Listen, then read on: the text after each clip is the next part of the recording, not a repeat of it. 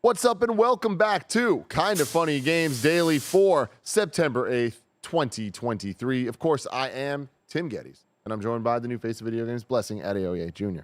Tim, I need you to pick heads or tails.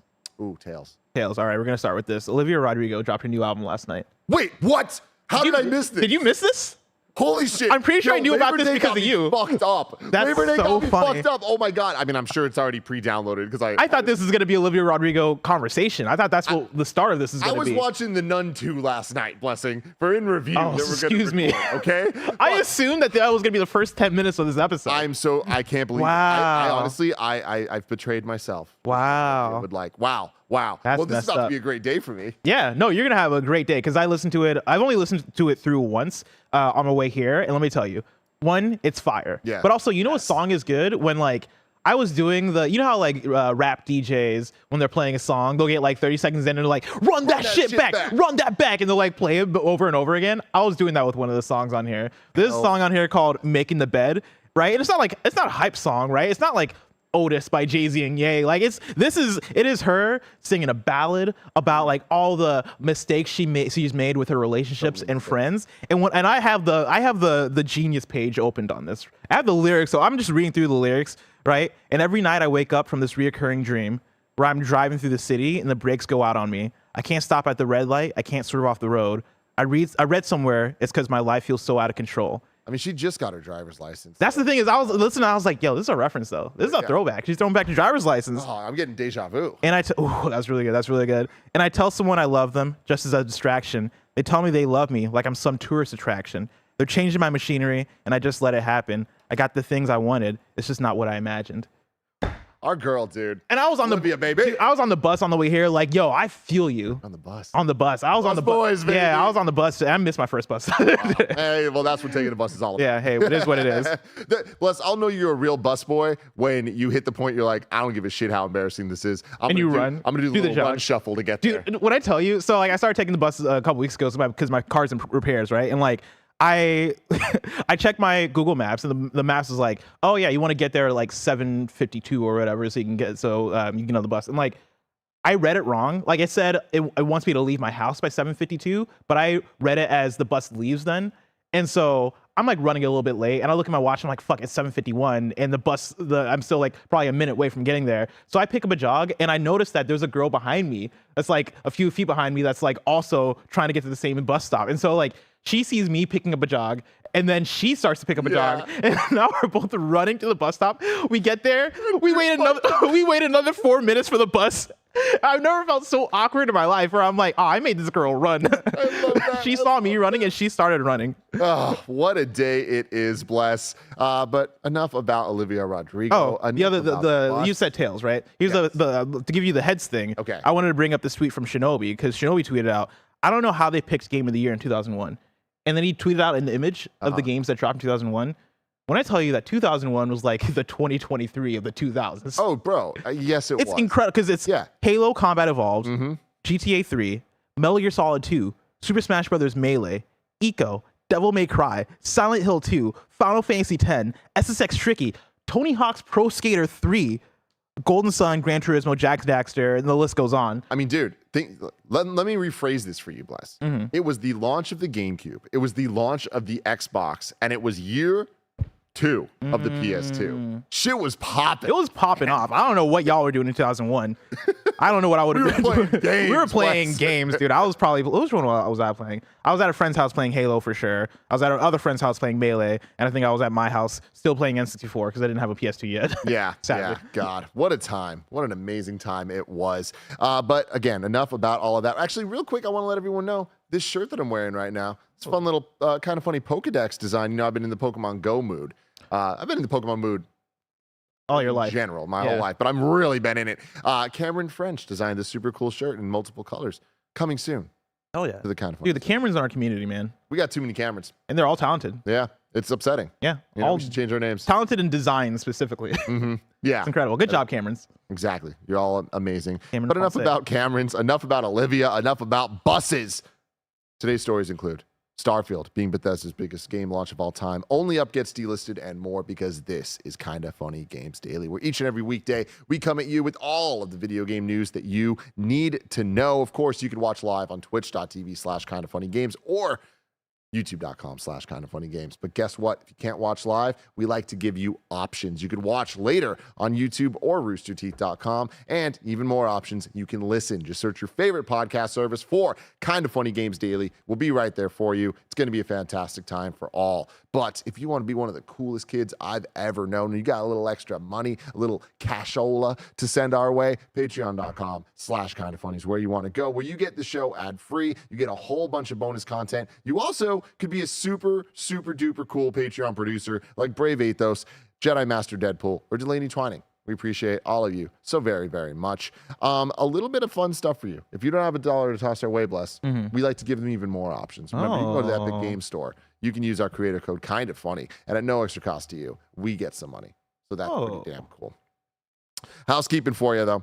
A new PS I Love You XOXO is up right now, looking back at our 2023 PlayStation predictions so far. I always love those. I love going back, because when we do predictions topics, we sit there, we prepare. Some of us more than others. I don't know. I know I put thought into it. I put thought into it. And I like to make sure that I'm bringing some level of heat. I like everything I have to either be backed by like some evidence, like substantial evidence, or to be backed by enough hopes and dreams and reasoning that I'm like... That's the fun part of predictions, is that it's either there's evidence, rumors, reports amounting up to this thing, or I'm going off of pure gut. Yeah. Right? And like a lot of times, like the gut can be right? And other times it's like, oh, no, I should not have gone with the gut. And the fun part is doing these episodes looking back. Yes. I mean, like, oh, my gut was right? way off. Let me tell you, off. I thought the PlayStation Showcase was going to happen in February. It turned out that didn't happen. Yeah. No. But also, none of us got that right. Because what I said February, Janet said March, Greg said summer. May, technically not summer. You know what I mean? Technically not summer. You're right. You're right. Well, you guys can go listen to that episode and see what else they got right or wrong. And then over on Patreon, a new Remember Blank is up about all of our favorite food memories with video games. Yeah. Were you on that one? I was on that one. It was a very fascinating episode. Yeah. At first, I wasn't sold on the topic. Yeah. If I'm being real, I was like, oh, man, Greg Miller, you're stretching with this one. But then we get into the conversation. I think it's one of our best episodes of Remember Blank. Like, legitimately, the conversations we get into, like, I reach deep into my memory vaults for some things. Let me tell you, if you're from Champaign, Illinois, we talk about Jets Pizza and my love of Jets Pizza. Jets was my first choice style pizza. And we used to eat that while playing fighting games. But I'm not going to spoil the whole podcast here. Go to Patreon and check that out. Go check it out. Today we're brought to you by Shady Rays and DraftKings Sportsbook, but we'll tell you all about that later. For now, let's begin with what is and forever will be the Roper Report. It's time for some news. We have 5 stories today. A baker's dozen! Ooh, we got an energetic Kev Dog today. I like that. Story number 1. Starfield is Bethesda's biggest launch of all time. This comes from Sophie McAvoy from GamesIndustry.biz. Starfield has become Bethesda's biggest launch title, surpassing previous releases such as Skyrim and Fallout 4. Following early access from September 1st, I feel like I have more of a lisp today than I normally do. You sound okay to me, yeah. Should I get you water? Do you need water? No, I don't know. I think I'm okay, but sorry about you want that, some everybody. Simply Orange? Why is it the tiniest little bottle I've ever seen?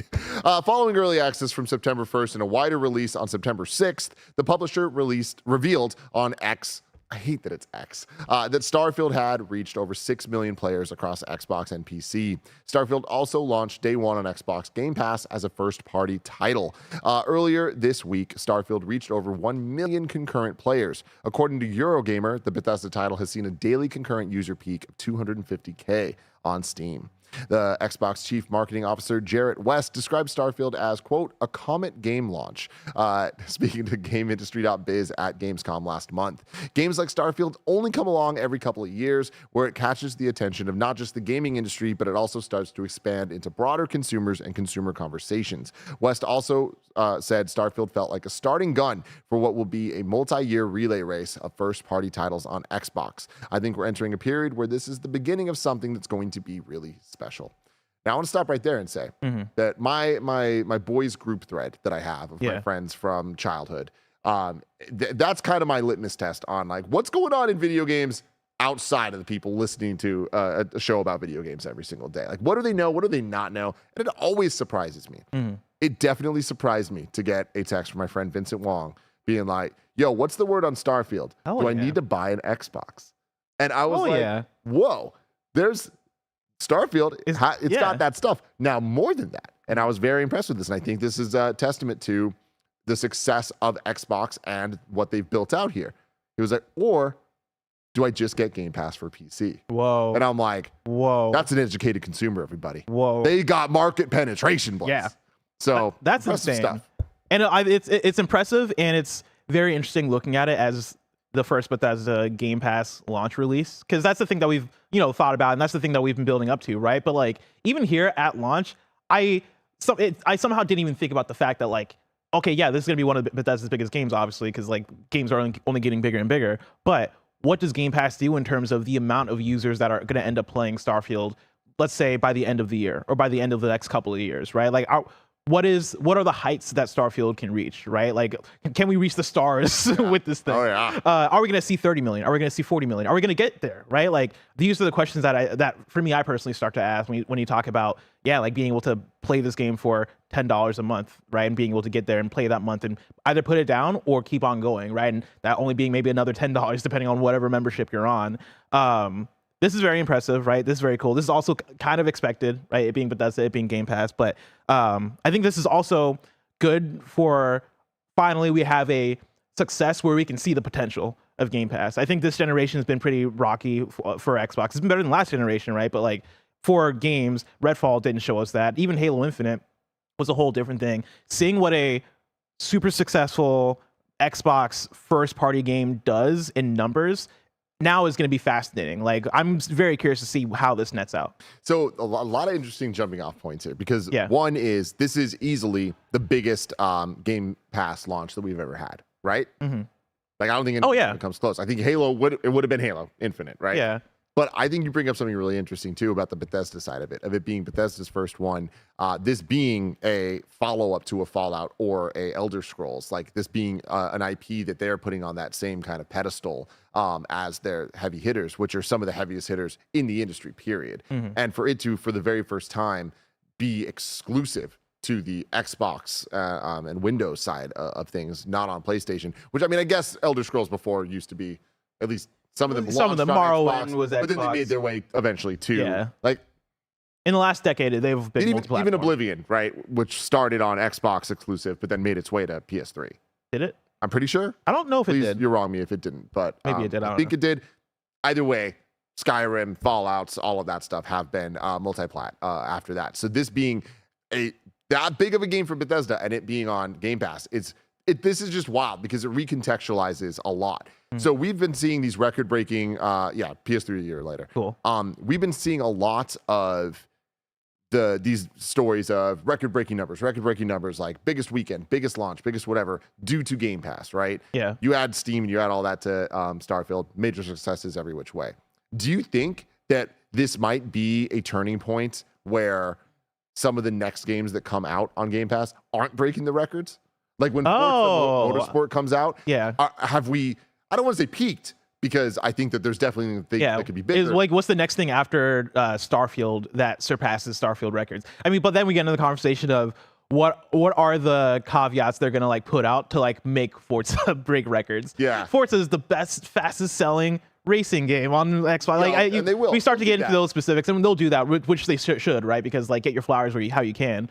But yeah, I think, I mean, we're for the next big Xbox games, I think we're looking toward Forza Motorsport, right? But I'm thinking even like, which just the only reason I'm pushing that so hard is we read these stories about Forza Horizon, right? Sure. I feel like that was one of the big, like, whoa, look how many people are playing this game due to Game Pass, and we're able to have these. But Horizon, I think, is a bigger beast though, because Horizon is approachable, right? Horizon is something that I think just speaks to a broader audience. You're wrong me about that if I'm wrong. If like Motorsport is the bigger one, but I have to assume that Horizon is the bigger one. Motorsport I look at as the more hardcore racing game player's game, and that's gonna resonate with this audience, right? And there's gonna be something there. But I think when you're talking about what's gonna speak broadly to the Xbox audience, I think you're looking toward Hellblade 2. You're looking toward the next. You're maybe an Avowed, right? And like again, I don't know if either of these are gonna be. Neither of these are Starfield in name. So I'm gonna put this out. I guess Call of Duty. I want. Oh well, that's wild. Yeah. I want people to remember this, and let's have this follow up conversation, Bless. Yeah. Because I feel like with where we're at, if we had to bet on it, we would assume that we will not be seeing these record-breaking numbers for Forza Motorsport compared to Starfield, right? They'll come up with other like best racing game or whatever, but it won't be like, oh man, the most people playing or whatever. But what if it is? What if there is the counter argument to this of more people are going to be signing up for Game Pass than ever because of Starfield, so that they now have access to this game. Why not try it? Yeah. I mean, I think that's for sure going to happen. I think Forza Motorsport will just naturally have more players because Starfield is bringing in more people into it in the same way that, like, you know, right now, this month is a banger month for Game Pass because you have this, and then you also have Liza P. Which is wild. Which is insane, right? I think between those two games alone, you're going to see so many people come in. Obviously, like Starfield is the big one, and for the next month, for the next 2 months at least, yeah, like people on that service are going to have access to all these games, and you're going to see that natural flooding into other games. So yeah, Forza Motorsport is going to have that. I think the other question is, how long does this last in terms of the spike in players for Game Pass, the spike in subscribers? Do we see people hold on to it? Do we see people not fall off because you have a consistent slate of games that you're putting out over the course of months? Like I forget what the quote was. I know Xbox was like, yeah, we want to have a big game every quarter for Xbox Game Studios, but like I imagine the idea of it too is you want to have a big game every month, right? Not whether it's third party or not. You want to have something there that's going to keep people subscribed. People in the chat are bringing up a good point too. Sea of Stars, right? So like, let's look at how banger of a month this is. If we get Starfield, Sea of Stars, and Lies of P, that's kind of, you know, when we talk about video games, what are the biggest categories? AAA, first party, third party, and indie. Indie, yeah. And they kind of got the trifecta That's true. there, right? With like Starfield, banger. Yeah. Sea of Stars, banger. Yep. Liza P. Looks like it could be a banger. Seems to be banger, right? Based on previews and stuff. So it's like, that's real damn good, man. And honestly, in my opinion, that's dominoes. You know what I mean? Oh yeah, for sure. That's starting to happen. But like, can the cadence keep up? And like, potentially, yeah. Like, I do think that like when we look at the amount of teams working on games, the amount of things we know about, the amount of things we don't know about, we got a potential real good momentum to keep going, and especially with things like Forza that are like highly anticipated, but not necessarily like, you know, your point about Horizon stands, right? Horizon, I would say is the bigger game than in the Forza franchise, but I think Motorsport's going to break records for Motorsport. Oh, for sure. And I think that's a guarantee. So it's like, that's great for I think, and like honestly, any franchise game that Xbox is putting out first party, I'd say like the Switch. Yeah, it's like the Switch, right? I think Game Pass puts it on another pedestal where there's no reason for this not to break records, right? Because your audience already has this membership, or if they want to play this game, they're probably going to get the membership to play this game because it's a cheaper entry point. And so now you just have a way more accessible library because of that, and because of that you're just gonna sell, or not sell more, quote unquote, but you're going to have more users. Yeah, I'm so excited to see where this goes. And also, shout out to Bethesda having a win, right? I think that's the other big thing here is that we're coming off of Fallout 76, which was a trash fire. And like, we're coming off of Fallout 76 and then moving on to other RPG companies, right? Coming off of games like Cyberpunk, we're coming off of games like Anthem, we're coming off of games like Mass Effect Andromeda. There has been so much doubt in my mind, and also I'd say in players' minds in general of, hey, is it more likely to get an L than a W here? And from, at the very least, user standpoint, right? And I'd say broad reviews, because 88, wherever it's at Metacritic, right? It's still fucking fantastic. I mean, it's utterly fantastic. Yeah, right? Like, that is a W right there for Bethesda. And that's coming off of Fallout 4 as well, which, in my opinion, great game, but wasn't earth-shattering for what I think the Bethesda fan base was looking for. And Starfield, for so many people, is that breath of fresh air because it's a different genre, different IP, new thing. And it's doing its job both for Bethesda and for Xbox. And so that's a W right there. Yep. Absolutely. Moving on from story number one. That was a fact, right? Story number one, lots of facts. Lots of facts. Story number two, we're going into the rumor zone. Whoa. Everybody. This is one of those things I just want to give the top level caveat that like, this isn't Grinch levels. Of, it's probably not real. This is a big old grain of salt. But this is lots of salt. Everybody, please. Bust out your grains of salt. All of it, everywhere. Protect yourselves and your family. The return of a classic. Thank you. There you go. The salt lights. We're in the rumor we got The return of a classic Nintendo series might be being teased for an upcoming Nintendo Direct. Which I want to pause there. Yeah. That headline reads like a hard drive headline.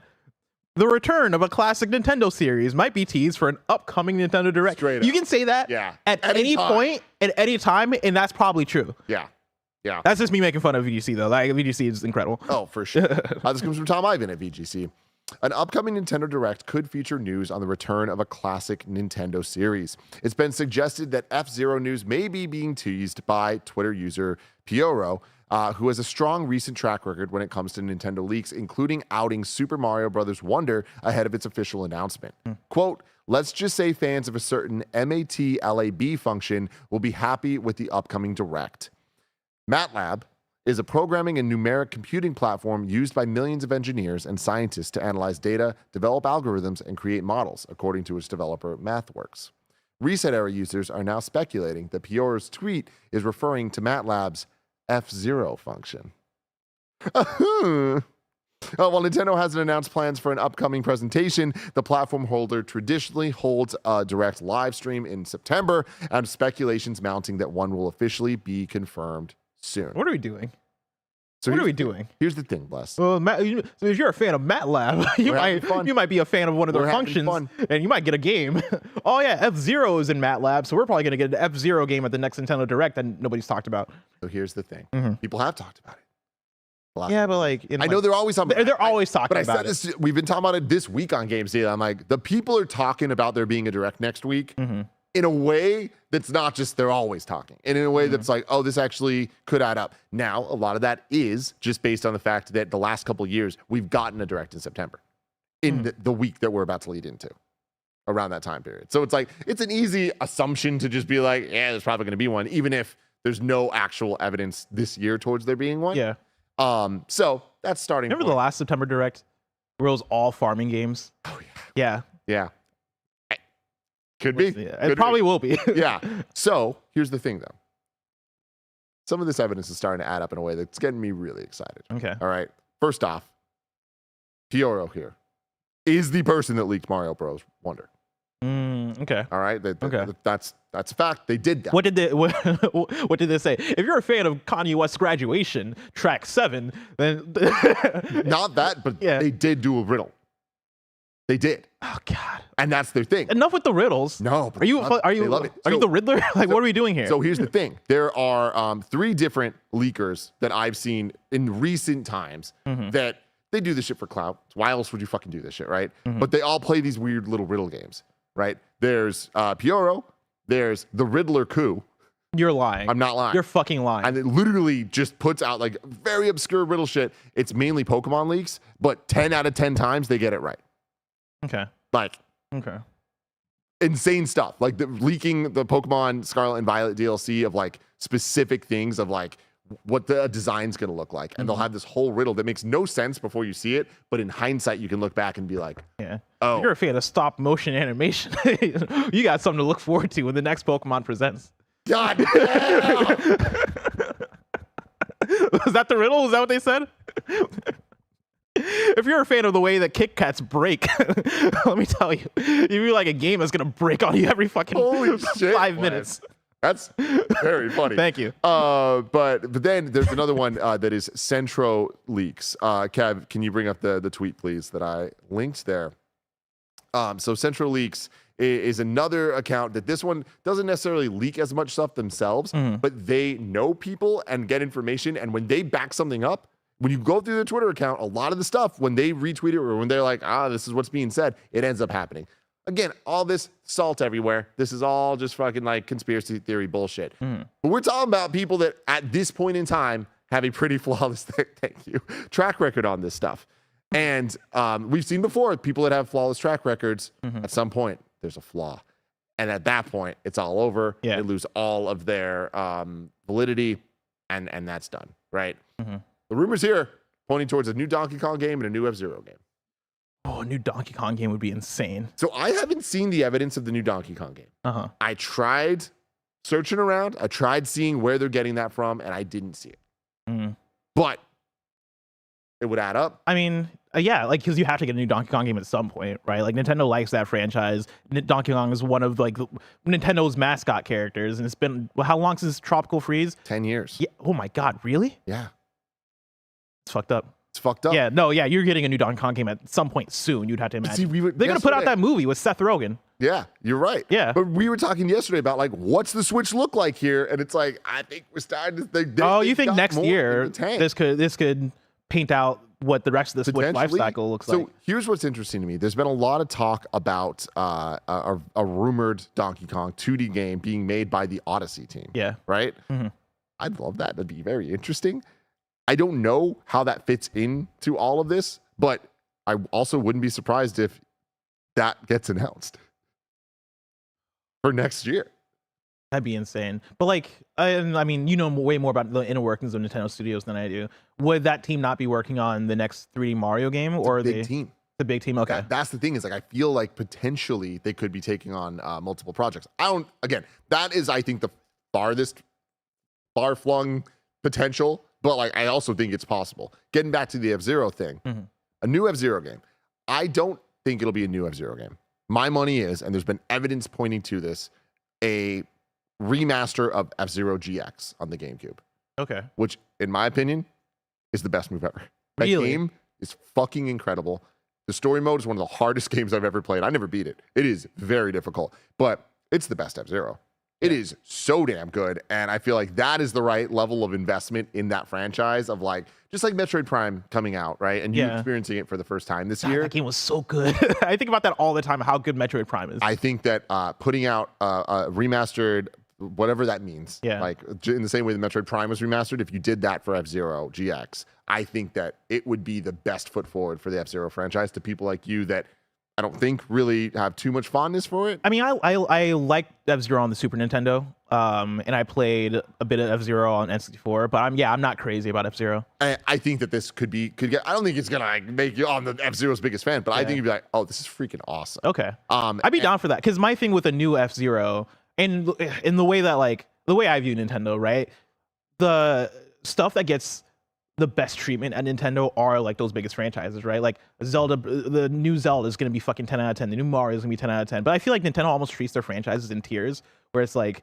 okay, now like a couple tiers below, now we're getting the Mario sports games, and they're just putting these things out, right? There's not a real good treatment of these. F-Zero isn't a main like character Nintendo game, right? Like that's not something that I view Nintendo as putting enough of their resources into a new F-Zero game to like make it this incredible thing. If they remaster what you're saying is the fucking fantastic F-Zero game, that I think I am probably more on board on. I'd rather that than an F-Zero game that comes out as a 7. Totally. So with you.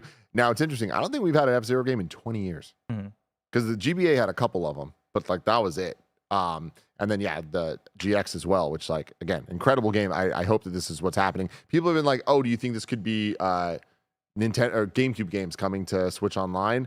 I don't think so. And I think with Metroid Prime Remastered happening and this potentially happening, I think they'll be just standalone releases. I don't expect them to be added at this point, this late in the Switch's life cycle, especially with a potential Wind Waker HD port as well coming. So I don't think that'll happen. But hey, we'll have to wait and see. And again, let's check in next week. The other day I was talking about the Four Horsemen.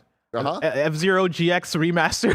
That's one of the horsemen right there. I mean, if those are the horsemen, though, I'm fucking here that's for the thing it, is, I'm in. Like when I say the Four Horsemen, I don't think they're bad games, right? I think they're exciting. I'm gonna play the fuck out of a new Princess Peach game. I might play the Luigi's Mansion DS game that I never played. My biggest question, and this is now we're even out of the rumor for your salt section. This is just hype and hoping for things. When are we going to see a Smash Brothers Melee remaster? Like port. Oh, I just feel like I don't think ever. but we have to. Like, do we? Yeah, I think that we're clearly at the point that game is retro by any. Do you think we ever get like a Double Dash port? I think it's different. We're talking about GameCube's highest selling game, and like Double Dash has to be up there, right? Double Dash, yeah, but Double Dash. I think. Look, you can put that out for sure, but like I think that the Mario Kart games have iterated differently than Smash Brothers, and like I know that there was a lot of similarities, but Melee stands alone. Melee is Melee. Like there's like people still play Melee competitively. Yeah, but I don't think Nintendo likes that though. Nintendo's like, y'all nerds need to get the fuck off Melee. But I think they're not supporting Ultimate in the way that like gets in the way of that anymore. Like them being done with their promotion of Ultimate, like I feel, especially with Sakurai being done with Smash Brothers now, it's like I think it's inevitable that we're playing Melee again in some up-res fashion. I just don't know when and how. Oh, and let me tell you. I'm surprised it hasn't happened. I'll tell you when and how. Right now, and there's this thing called Dolphin, and there's this thing called there's this thing called computers, and allegedly people do some fucking wild shit on there. Yeah. But they do crazy. Not me. I follow the law, Tim. Yeah. Yeah. I follow the letter of the law. I want them to make it, and I want them to care. And I want to play it on my Nintendo Switch. I got a self you're wrong. I Wonder on graduation, actually track 4. Oh, damn. Yeah, I like that swing. Yeah, though. I swung. Track 7 is actually Barry Bonds featuring Lil Wayne. Oh, my God. Of course it is. Yeah. That was the swing. Speaking of swing. Hey. Anyways, enough about the Nintendo stuff. Let's check in next week, though, Bless. Let's see. Let's see. Does this happen? Like, I'd be so excited. yeah, so would I. And like, again, many grains of salt. But let us know in the comments below if you think it's going to happen, if there's a Nintendo Direct, if you think that the things we talked about are going to happen, or if there's something you want to see. Yeah. Would you prefer a new F-Zero or a remastered F-Zero? Yeah. I'm curious. Yeah, I'm telling you, man. I want a remastered F-Zero GX. I've never played it. Time. I don't think I even beat like the 4th level. It just gets so hard. The story mode, Yeah. Falcon, it's so sick. Anyways, Does he punch people in it? I mean, I don't know. I never got that far. So as far as I got, I don't think so. But hey, enough about all of that. We're going to get to more stories after a quick word from our sponsors. This episode is brought to you by Shady Rays. Take on the sun with gear built to last. Our friends at Shady Rays have you covered for the warm weather ahead with premium polarized shades at an affordable price. Shady Rays is an independent sunglasses company that offers a world-class product that's just as good as any expensive pair we've worn. Shady Rays offers the most insane protection in all of eyewear. Every pair of sunglasses is backed by lost and broken replacements. If you lose or break your pair, even on day 1, they told us they will send you a brand new pair, no questions asked. Every purchase supports the Shady Rays Impact Program, which works directly with nonprofits and their communities to empower and make adventure accessible for all walks of life. If you don't love your Shady Rays, exchange them for a new pair or return them for free within 30 days. There's no risk when you shop. Their team always has your back.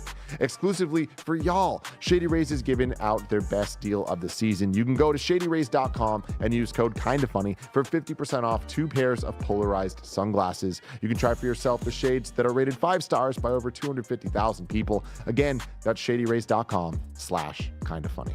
This episode is brought to you by DraftKings Sportsbook. We've had 7 months without an NFL game, but for all of you football fans out there, good thing that's over. NFL is here, and DraftKings Sportsbook, an official sports betting partner of the NFL, is giving you a can't-miss offer for Week 1. This week, new customers can get $200 in bonus bets instantly when you bet just $5 on any NFL game. DraftKings is hooking everyone up with game day greatness. All customers can take advantage of 2 new offers every single game day this September. You can check out the app to see what you get. You can download now and use code KindaFunny to sign up. New customers can take home $200 in bonus bets instantly just for betting $5. That is code KindaFunny only on DraftKings Sportsbook, an official sports betting partner of the NFL. The crown is yours. If you have a gambling problem, call 1-800-GAMBLER or visit www.1800gambler.net. In New York, you can call 877-8-HOPENY or text HOPENY 467-369. In Connecticut, help is available for problem gambling. Call telephone number 1-888-789-7777 or visit ccpd.org. Please play responsibly on behalf of Boot Hill Casino and Resort KS. 21 plus, age varies by jurisdiction. Void in Ontario. See dkng.co/football for eligibility, terms and responsible gambling resources. Bonus bets expire 7 days after insurance. Eligibility and deposit restrictions apply.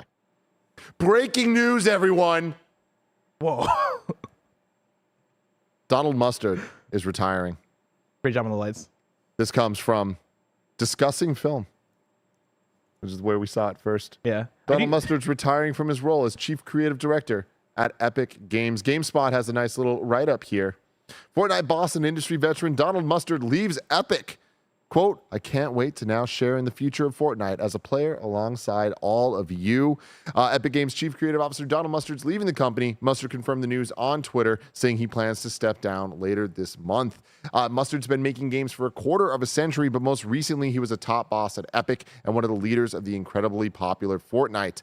Before that, he worked at GlyphX Games on Advent Rising before starting his own company, Chair Entertainment, with his brother Jeremy. That studio is known for the games Shadow Complex and the Infinity Blade series. Cash money. Was Infinity Blade the mobile one that looked really good? Mm-hmm. My friends always had that on their phones. Like it was before I had a smartphone, and yeah, they would play it, and I'd watch it over their shoulder, and it seemed like the coolest thing of all time. Yeah, it was. Like I didn't know games could look like that on phone, and now we have Call of Duty on there.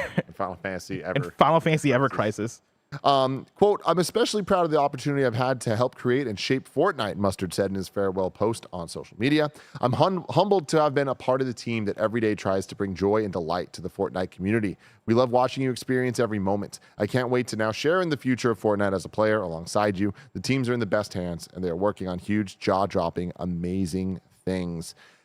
Pretty cool, man. Yeah. This was by Eddie over at GameSpot, right, with that write-up.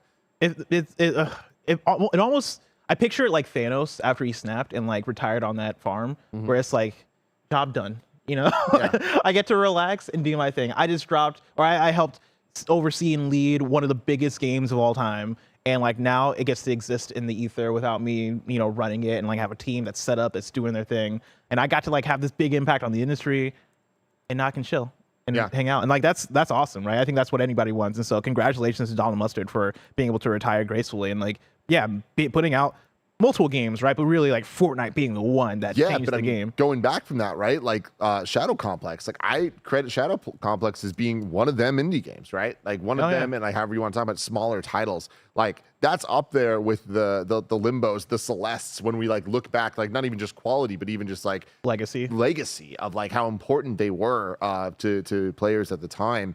And how it shifted the mindset of what a game needs to be, is supposed to be, all of that. And then Infinity Blade, huge, right? Like everything you just said about what it did for mobile gaming. It really kind of upped the ante of expectation and possibility over there. And then, Fortnite, need I say more, in any way. It totally is more than a game. It is a platform.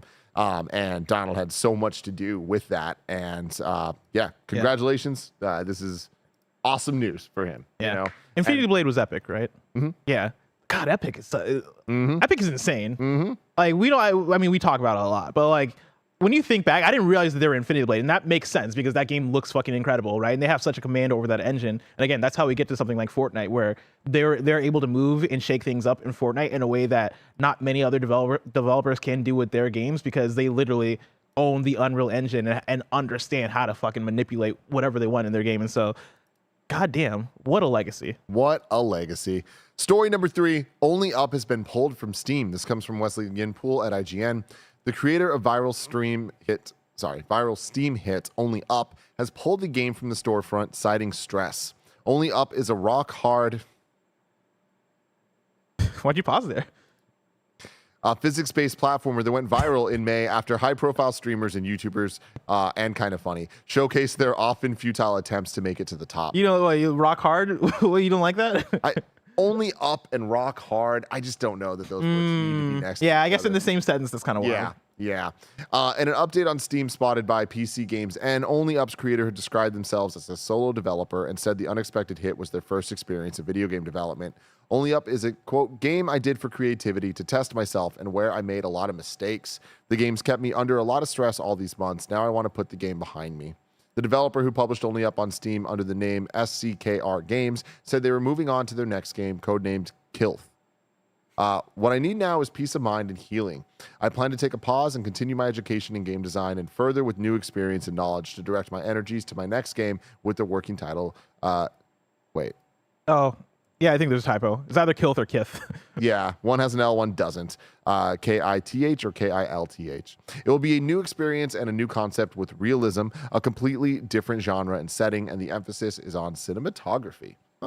This time, I hope the project will be created by a small team. This is a challenging project on which I want to significantly improve my skills in game design. This isn't the first time Only Up's been pulled from Steam.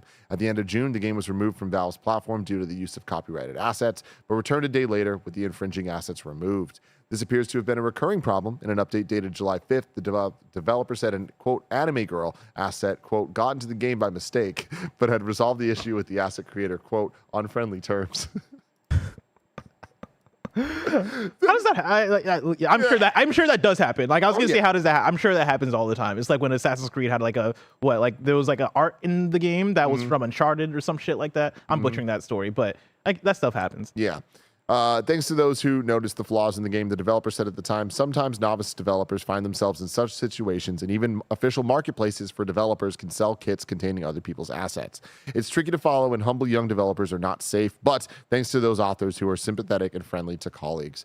Man, a lot here. A lot to break down. I feel like there's the taking it for what it's worth side of this, which is, man, this dude, major accomplishment, right? Yeah. Thrown into the stratosphere every once in a while. Did not realize it was going to get viral. Exactly. It's the exact Flappy Bird situation. Flappy Bird, beat Among for Us. beat. Yeah. But Among Us had a team to be able to support and grow, whereas Flappy Bird in this seems like the stress gets and also like with Among Us, right? Like that was a game. That was a game that this is gonna sound mean, and I promise it's not. Among Us, I think they were hoping would be somewhat of a success, right? Like that's a game that was a game, right? Like that is the assets there, like everything is very original. Only Up, I get the same vibe as Flappy Bird, where it's like, yo, we just pulled whatever assets and made a thing, right? Like I was experimenting with this thing, or I was like making a fun project and I put it out, and I expected my friends to play it, right? I expected maybe 100 people to check it out, and now it's the biggest thing on planet Earth, and I don't know what to do with this because y'all are seeing something that I made in private, and so now I gotta take care of the anime assets that made it in there, and now I gotta make sure that like all the other assets that might be copyrighted or whatever. Like now this is a thorn in my side, and I just didn't want this level of clout or notoriety, and like a lot of people just can't handle that. I think that's the big thing is that there's a mental health aspect to having so many eyes on you, and when you did not ask for that.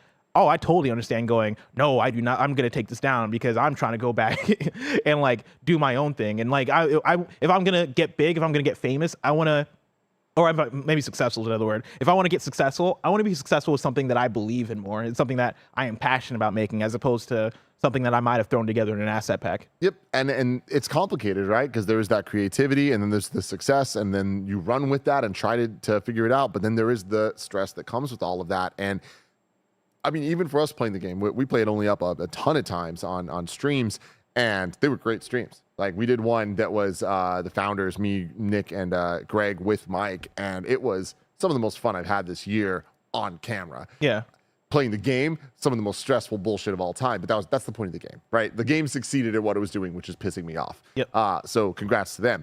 But while we're playing the whole time, we're like, why the fuck's this happening? Why the fuck's that happening? Like, I can imagine even that stuff, even when the game is working the way it's supposed to, which is upsetting people, that the developer can see that stuff and be like, fuck, I'm just a person. But like, in my mind, I'm just playing a game. I don't think about that. You know what I mean? I do more than most people, but like, even then, thinking that game was made by one person blows my mind.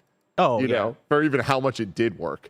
But yeah, then you add all the asset stuff and all that, and like, was it on purpose? Was it not on purpose? Like, it gets complicated, and that's why I think that there's the on paper version of this, and then there's the deeper version that I don't really have much to speak to, just because like I don't know. But what I will say is, I hope that he feels better. I hope that I hope that this is a step toward I highlighted a line here where it says, what I need now is peace of mind and healing, right? And I think that speaks volumes, right? I get that, like, hey, I just need to like recover from this and like go into like my I was gonna say cave. I'll go into, I guess I need a retreat. I need to like go and just like be by myself or be with my friends and not have to worry about this thing that is reaching millions and millions and millions of people. It is wild that one of the most popular games of the year is now being delisted and taken down. That's a fucking wild aspect. That gets into maybe game preservation conversations, and it's like that is a wild balance of there's a lot out there, man. Game preservation versus a person's mental health and like that being their thing, right? Like, what is the right side of this? Is there a right side of it? I think it's all gray, but yeah, like I think the most important thing is that this person that put their effort and time into this thing is able to go, hey, I need to do this so I can be better, and I'm in full support of that. I think hopefully this is the right decision for this developer, and so damn, one of the biggest games of the year. I know. God. Imagine they did that for Final Fantasy 16. You got it. Fuck it. It's like Yoshi P is like, actually no. Actually, y'all motherfuckers didn't deserve this. Like, y'all are wild on the Y'all think this isn't a Final Fantasy? I'll show you what's not. Yeah, you know what? I'm taking this off. Y'all are bad for my mental health. Story number 4. Mortal Kombat 1's official Jean-Claude Van Damme trailer has been released. This also comes from Tom Ivan at VGC. Warner Brothers Games has released a new Mortal Kombat 1 trailer.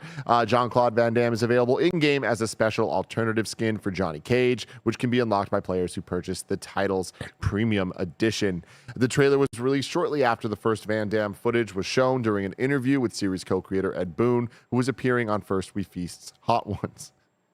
So funny. Insane. Boone said the Van Damme DLC was 30 years in the making. When we made the very first game, our intention was to make Van Damme the arcade game. We actually wanted to see the words Van Damme. Bloodsport was big, and so was Universal Soldier, I think. So we called his people, and we were like, we want to make a game based on Van Damme. And I don't know if he declined or just never got to him or something like that. But this is, a couple of 20-something-year-old kids who wanted to make a video game. I could see how Van Damme would go, no, we're not doing this. So we tried a number of times going back and forth with him. This time, we hit the lottery. We got him. We actually have his voice, and he's going to be the Johnny Cage character, and it's the absolute full circle moment that we had. Have you seen this trailer? For them. No, I have not. Kevin, is there a way you can like play this with sound and maybe go to the beginning on like a part where he talks? There we go. Yeah, bring it. Boom. Mwah. So like he's actually voicing Johnny Cage, which is really neat. I finally meet Hollywood Boulevard Johnny. Fans love me. Do you know what they'll pay for selfies? Yeah. So you can pause it here. When I first saw this trailer, I skipped through it and like I just pressed play in the middle of it, and then I got to a part where like Jean-Claude Van Damme was talking as Johnny Cage, and for a second I forgot that they casted somebody else to do like regular Johnny Cage's voice. And so when I heard him talk, I thought that was just going to be what Johnny Cage was in the game, and I was like, oh no. Please, no, not like this. I know we love Jean-Claude Van Damme, but no, this is not Johnny Cage. And then I went and rewatched it from the beginning. I was like, oh no, okay, no, it's just a skin. It was just a version. All right, cool. That is very funny. I was so scared. Cool, man. I love this type of stuff. It's just super, super fun. Was cast as Johnny Cage in the next movie? It's not the Miz. Not the Miz. Everyone wanted, but it was somebody we know. Yeah, and it was still exciting. Wasn't it? Oh, it was what's his name from The Boys? Keith Urban, not yes. Keith Urban. No. Is it Keith? I think it's Keith Urban. Keith Urban, isn't that the R&B singer? No, you're Carl Urban. Carl Urban. Wait, were you thinking of Keith Sweat though? Yeah, I was.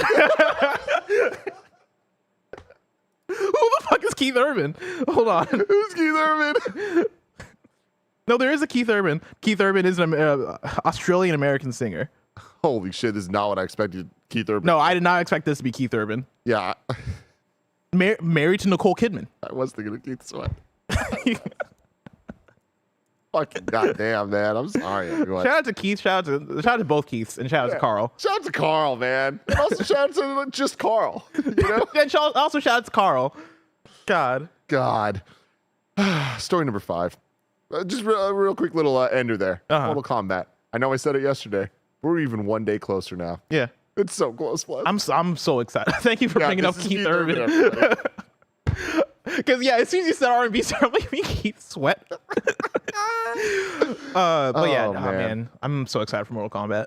Story number 5. Microsoft announces Xbox digital broadcast for Tokyo Game Show. This comes from Wesley Yinpool at IGN. Before I even get into the story, Bless, I owe you an apology. Oh yeah, I do. This is one of those Bless was right situations. I thought for sure TGS was going to come and go with announcements here and there, but no showcases, nothing special. I seem to be wrong. I seem to be off. Kojima's been tweeting. He be tweeting. He posted, actually it was on Instagram. He posted just a post of the Tokyo Game Show like graphic, and that was it. And I'm like, listen, that's good enough for me. That's good enough. You've been editing a trailer. We might see that trailer show up at TGS. I hope so. He might show up at the Xbox thing because he has an Xbox game that he's working on. Makes sense, man. But yeah, I think you nailed it there. But Microsoft's announced an Xbox digital broadcast for Tokyo Game Show. The broadcast is set for 2 a.m. Pacific and will share progress on games from Xbox and Bethesda, showcase games from creators mainly from Japan and Asia, and make announcements of new games coming to Game Pass. Players can expect to hear progress updates from Xbox and Bethesda Softworks and see a creatively diverse collection of games from creators predominantly located in Japan and across Asia. Jarrett West, the chief marketing officer over at Xbox, said. We'll also share exciting new games coming to Xbox Game Pass, which continues to grow with great content from teams all around Asia. Pretty cool. Cool. Yeah. What do we, I guess what we expect to see is probably just, like a lot of the Final Fantasy type, Yakuza type games coming to Persona Game type. I Pass. mean, that's the thing is like we're hitting the point that Game Pass, similar to Nintendo Switch Online, we're just hitting that saturation point of like it's all here. I was gonna say, is there like a major like either JRPG or I guess Japanese franchise that is missing from Xbox? I feel like we've hit the point now Tales where games? are the But Tales? are they there? I don't even know. That's a you're wrong if the Tales games are on there or not. Because I feel feel like like we're that's- hitting the point where it's like there's becoming more and more equity between Xbox and PlayStation in this regard. Yeah, and when you look at the Game Pass of it all, like Yeah. it's even wilder. 'Cause the Game Pass Dragon speaks Quest volumes. Games, Oh yeah, it's Dragon Quest. Oh yeah, I guess you're naming some for sure. Because yeah, I think Game Pass speaks volumes in terms of not only are we bringing these games to our platform, we're putting these games on Game Pass to show that like we care and we're actually really trying to like serve this audience. So looking at the chat, it seems like the Tales games are not yet on Game Pass. There have been Tales games on Xbox though, but we're talking specifically about Game Pass. Okay. So that could be could be neat. interesting. But yeah, I'm excited to see what this is. I don't expect anything huge. Maybe like one or two announcements that are like, oh, okay, cool, that's neat. Like I expect, I forget what the last thing was. Where was it? Gamescom, where Final Fantasy 14 was announced for Xbox. I imagine that maybe we can get something of that like that level. Maybe we get an update on that. Yeah. I think those are the kind of things you might get. I mean, let's see. Let's think of Square. Yeah. Square and Xbox right now. Final Fantasy 16, obviously, PS5 exclusive. Yep. For an undisclosed amount of time. Final Fantasy 7 Remake. Still not out on Xbox. Yeah. Will it ever be? Will it ever be? I don't know. I feel like maybe. I mean, if it is, I feel like it's still a long ways away. Like, is there a point of not point of no return, but I guess like, is there a point where Square Enix says that it's not worth it to put it on Xbox anymore because the game's been out for so long? It's No like, way. Right? Like that game's amazing, and like it's Final Fantasy 7. It's gonna sell. You're right. You're right. Or even to just Game Pass. Yeah. Make that deal. Why not? And you know what's interesting about this too? The rumors of the Switch behind closed doors game demonstration involved Final Fantasy 7 Remake being played on the Switch. Did it really? Yeah.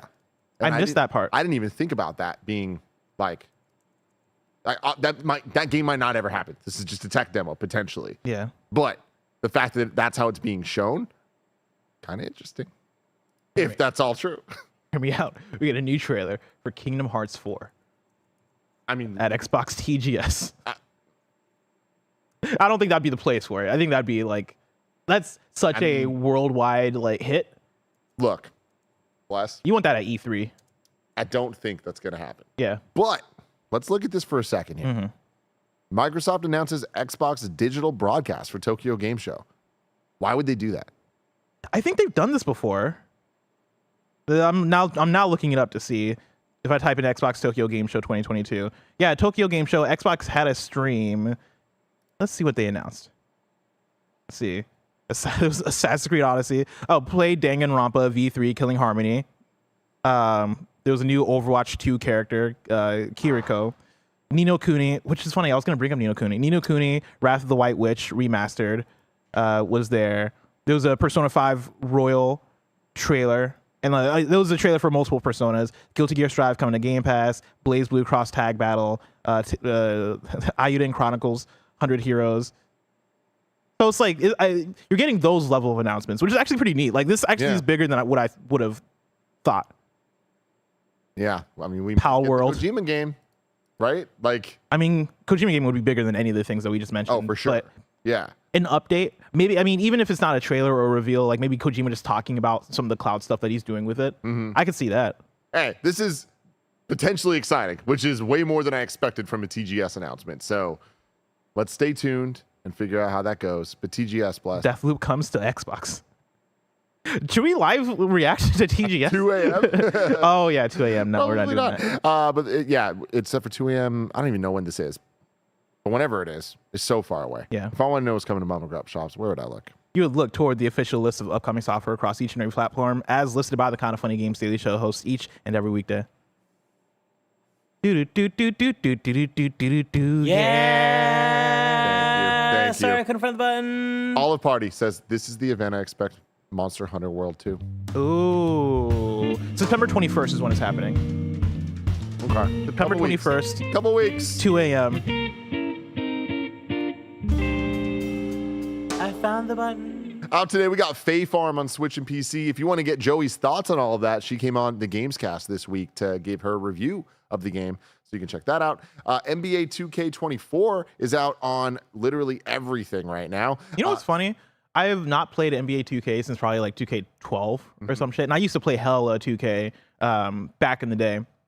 I've just realized it's been like 10 years. If I picked up 2K24, that shit would blow my mind, right? No? Have they not changed in 10 years? Andy says they're awful. Never mind. Andy will be joining us in a couple of minutes. Never mind. Sure we'll talk a little bit more about that. But Synced coming to PC, and Anonymous Code coming to PC, PS4, and Switch. Some new dates for you. Japanese Rural Life Adventure is coming to Apple Arcade on September 15th. Deals of the day, Requiem, Avenging Angel. Damn, is it that bad? Everybody in chat's like, yo, it's awful. Don't do it. It's like they're warning me from going to like the wrong neighborhood or something. Like, don't go there. Don't go to NBA 2K. Huh.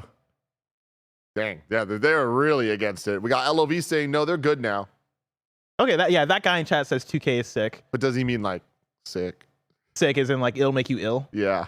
No, what's good says NBA 2K23 was good. Oh yeah, but I imagine it's not the jump from like, you know, when we went from 2003 basketball games to 2013 basketball games, and it's like this is a different universe here. In my head, I was like, what if it's like that? What if I pick it up? Because the last NBA games I was playing was probably like PS3, maybe late PS3, maybe early PS4. Like we're a generation later. That shit there has to be some kind of like law of diminishing returns. You know, like expectations. I think even though you haven't played more those in-depth games, animations, you played other games. I guess that's true. Yeah, I played Final Fantasy 16 a few months ago, and that shit was crazy. You did. Requiem, Avenging Angels now free to download on GOG until September 11th. Somebody says you like FIFA, and that never changes. But FIFA 13 to FIFA 23 is a different beast. Like, yeah, like the changes are. It's not the same as 2003 to 2013. It's not that, but like it's still a big jump from a decade, right? Like they're iterating every year, and those iterations add up. Let's go to You're Wrong. See what we got wrong today. Oh shit, there's a lot. Oh, no, what'd you say? This is from yesterday, but I want to read it here. Joe writes in saying, Tim asked for editorial on dev kits to release date. Based on earlier rumors of March 2023 dev kits, Switch 2 release window could be January 2024 to August 2024. Based on August dev kits, it means a window from July 24 to December 24. Based on dev kit leaks for PS5, 12 months, Xbox Series, 10 months, and NX, 17 months. Also, last Wii Special Edition, besides Mini, was 12 months before Wii U. 12 months after new Red Switch is October 2024. So, I love this. That's great. Like, that's looking at the facts. And again, Nintendo doesn't necessarily follow patterns, but we're talking about hardware here. So, yeah, I think that January to August 2024, which is where we've all kind of been speculating anyways. Yeah. But now it's backed up by a little bit more. Okay. I mean, the dev kits aren't out, right? Like Nintendo was just showing off the console. Yeah, closed door. yeah. But I mean, I think that this info is even like, when we first started even hearing the dev kits were like being used. Yeah. Shout out to Christian GB. Morrowind never made it to PlayStation. Oblivion was 360 for only for a year, so it made it to PlayStation eventually. Cool. That's good to know. Yeah. Was Morrowind on? Morrowind was original Xbox. Was Xbox? Yeah. Yeah. OG Xbox. Yeah. Then we got Nano. Okay, so this is interesting. While I was saying this, I was like, I'm assuming things here, but I hadn't actually seen the numbers. Forza Horizon 5 beat Starfield with 10 million players in the first week of launch. Halo Infinite reached 20 million 2 months after launch. So we're already at a point that it's not actually breaking records. Well, not yet. Like we're talking about first few days, because Starfield only came out like 3 days ago. And so when you say first week, you're right. First Horizon 5, that was a yet. full week. We haven't had a full week yet. Yeah. So we'll see. We'll probably get there. Let's see next week. Let's see. The last F-Zero was Climax. Was that true? Was there an F-Zero Climax? It came out October 2004. What platform was that on? I'm pretty sure that was GBA. Game Boy It was Advance. Maximum Velocity, and I think F-Zero Climax. F-Zero. It might have been the arcade. No, it was AX. F-Zero Climax. Can you like Wait, what? Captain Falcon Romance Yeah, characters in that GBA. game? God damn. You make my heart go fast. I'm sorry, that was bad. Sorry. Nano says, we're 19 years from the last F-Zero game. F-Zero GP Legend came out in 2004 in the US, and F-Zero Climax was Japan-only Game Boy Advance game. Oh, okay. I think I Nano said says that Kingdom Hearts. legally. Kingdom Hearts has had several trailers at TGS for 3. It revealed Big Hero 6 and its Remind DLC at TGS. Yeah. And Kingdom Hearts has had trailers at Xbox E3s. So it's not as bizarre anymore for it to go down where it could happen. I don't expect it, but like I also didn't expect Kingdom Hearts 4 to have a trailer yet, and it did. So I want a Kingdom Hearts 4 trailer at TGS, and it opens up, and we're in the prison from Andor. And they're like, this is the whole level. It's just the prison ship. this is the whole game. Yeah, this is the only Star Wars you're getting. It's just the prison ship from Andor. Nope, you know how to swim.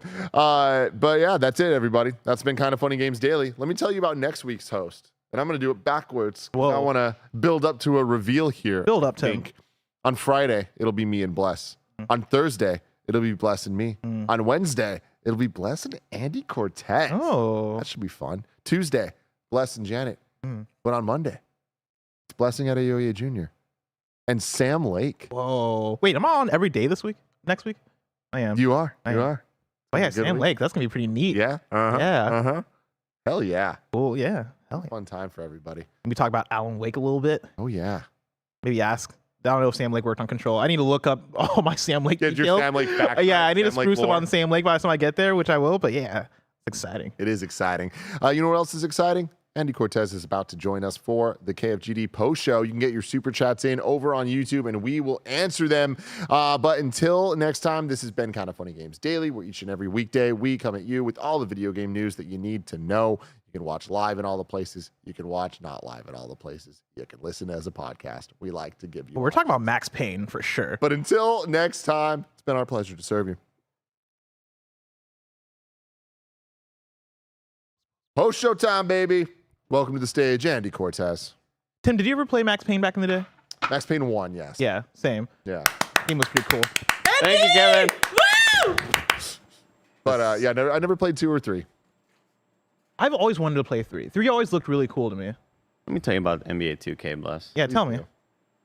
It's the worst feeling online game you'll ever play in your life. I'm talking worse than Smash Bros. On when that shit first launched. Like it's the worst feeling online multiplayer game. Oh no. You're always stuck in mud. I'd say if you're not gonna play online, pretty decent game.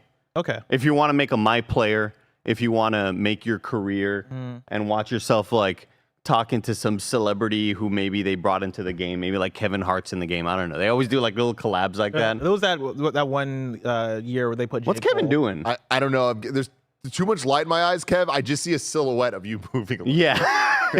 No worries. It looked like he was doing like the Backstreet Boys. Like, That's, yeah. What were you trying to say, Kev?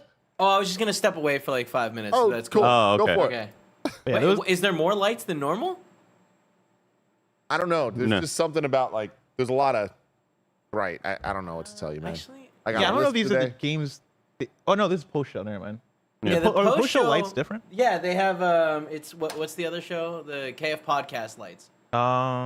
You know what I think it is? I think I just looked straight into the light, and so now Sure. my eyes are all. Oh, okay. You It's got funny, that effect. like Tim mentioning the lights. I'm now seeing all the lights that we have in the studio. I've never once paid attention to all. There's a lot of them. And now, like, they're distracting. I'm like, there's a lot There's of. a whole lot of them. God damn, It's this light's different for some reason. It's like when you kind of like randomly read a tweet that's like, you can never see your nose, and you're like, oh man, I'm gonna think about this all day. That's the rest Like, of my life. I'm never, like, yeah, that whole Andy, thing's really, those really tweets bothersome. fuck me up. Me dude. too, Yeah, Kevin. yeah, Like- I'm just like, all right, cool. It now ruined my week. Now here's You my can never nose. see your nose. Like just tweets like that were like, your, Like, nose, your nose is Races, in your your nose. like vision, but you never like notice it. yeah, Oh, like, yeah, okay. 'Cause exactly. I That's see what my- it was. Yeah. I got a honk. You ever think about I see breathing? it. Fucks me up every single time. When you hyper focus on the breathing, it really gets you. Like I Then you cannot just, like- stop thinking about Yeah, it. you're like, what if I forget? You know? What if I forget to breathe? You know what, and it guys? just stops. I got one of those tweets for y'all. Okay. Oh, he's got I was one. gonna save this for a KF podcast, and maybe I will re-bring it up with a different group. But I want to share it with y'all. Okay. I saw a tweet that said, and Kev, I'm gonna need you to be quiet for just a little bit, okay? Well, I know you're gonna want to jump in. I saw a tweet that said, "Did you guys know a lot of people think the asteroids wiped out the dinosaurs sorry, let me say this again. Did you guys know a lot of people think the asteroid wiped the dinosaurs out by like hitting them all at once?" And then a quote tweet that says, "Now, I'm not saying I thought this, but hypothetically, how did the asteroid kill them?" For those who don't know. It fucked up the atmosphere, right? It was like a whole. I mean, it created like massive, like worldwide destruction. Yeah. Like, It like hit. Yeah. I mean, the way I view it, right? Oh no! Oh no! like you think the asteroid came into the atmosphere and then like targeted all of them? No, yeah. Broke apart like a cluster missile. Like 5 asteroids came from different directions, hit every fucking dinosaur. No, the way I view it, right? The asteroid hit Earth, and then like Earth's air just got real fucked up and fucky, and like they just couldn't exist in that environment. Yeah. Is that right? So of course a lot of people are kind of coming in. So someone responds, a big rock hits dirt goes up into the sky, blocks the sun. No sun means no plants. There's no food for the leaf eaters. No leaf eaters means no food for the sharp no tooth. brontosauruses. And then How long did it take for that to happen though? Because like, are you telling me the asteroid hit Earth and then like it was like 5 weeks like for the ripple effects? Like the herbivores had to die before the carnivores died? I mean, yeah. Ain't no way it happened like that, right? It had to happen like all at once. Do you think some herbivores resorted to becoming meat eaters? I think they had to, right? Damn. Get desperate. It took a month? But the person replies, less interesting than asteroids with great aim. Yeah, I agree. And then someone else replies, finally got banned from Flat Earth Discord by posting a forbidden image. And it's just this image of Flat Earth, an asteroid hitting it and flinging the dinosaur. Hitting the side of it and it topples over. Then the original person replies, "Okay, be straight with me. Did any dinosaurs get killed by getting hit by the meteor? Surely so.